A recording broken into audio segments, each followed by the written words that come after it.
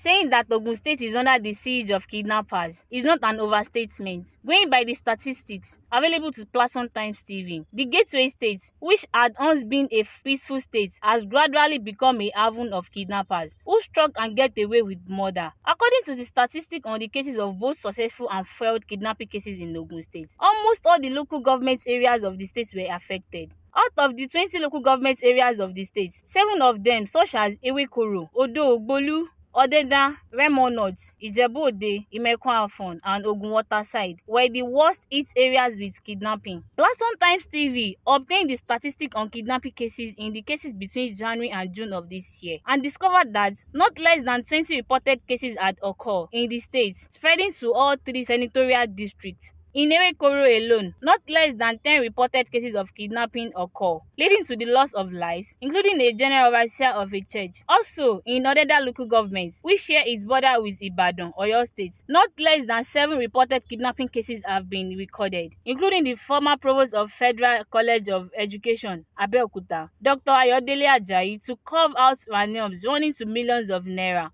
Further findings shows that various people have become the victim apart from the former provost. Others were village head and wife, general overseer of a church, journalists, businessmen and women, among others. Some lawmakers from various constituencies, including Oludaisi Elemide, Odeda, Lawal Adekunle, Ogun Waterside, Kolawole Awolaja, Remo North, Segun Kaka, Ijebu North, and Lukman Adeleye, Odo Ogbolu, united on the need to combat the growing menace of kidnapping in their regions. A resident of the state, Oluwole Adeoti, corroborated the call by the lawmakers on the need to end the menace. If we have a government in the land, there is supposed to be, the issue of security is supposed to be at the front burner. It's supposed to be talked about. We are supposed to, as a people, condemn and act in such a manner that our area will be, it will be difficult for these criminals to operate. We have had many close experiences of people we know. I remember one of our workers who, on his way to work one day, phoned in that one of his relatives who was traveling had been kidnapped. Everything was shut down. Nobody could do anything. You have to start to think about how to raise money. Incidentally, these ones are ready to take ransom of over 2 million naira from people who are barely feeding from hand to mouth. But you have to go all out to see how you can raise money. Incidentally, the luck on the part of this person I was talking about was that he was able to escape. He was able to escape while others were not so lucky. In the bush part that they were trying to marshal them, he was courageous enough to escape, and he returned with bruises and all of that. But a lot of people are not so lucky.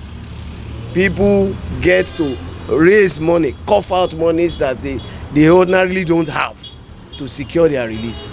And some others who are unfortunate to be in the trap of ritualists, they lose their lives, and their bodies are decimated in so inhuman ways.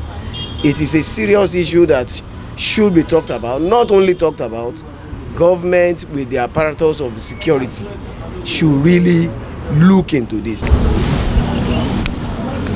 Speaking on the challenges facing security agencies and their effort to combat kidnapping in the state, the commander of So Safe Corps, Commander Soji Gonzalo, lamented that one of his officers was killed while others sustained injury during the encounter with gunmen. If you look at kidnapping now, kidnapping is indeed very, very easy for them because if they bomb on anybody now, in a minute or two, such a person must have been hijacked and pushed into the bush, and immediately you are moved from one point to the other in kidnapping. Then you are in their hand. The next thing they will do is to start asking for ransom. So the risk involved in having that crime perpetrated is one of those things that they are looking for a way to run out of those risk-prone crime, like armed robbery, which will take them time, which even if is easily executed, they may even be caught within a twinkle of an eye. But in case of kidnapping, these are people that are not prepared.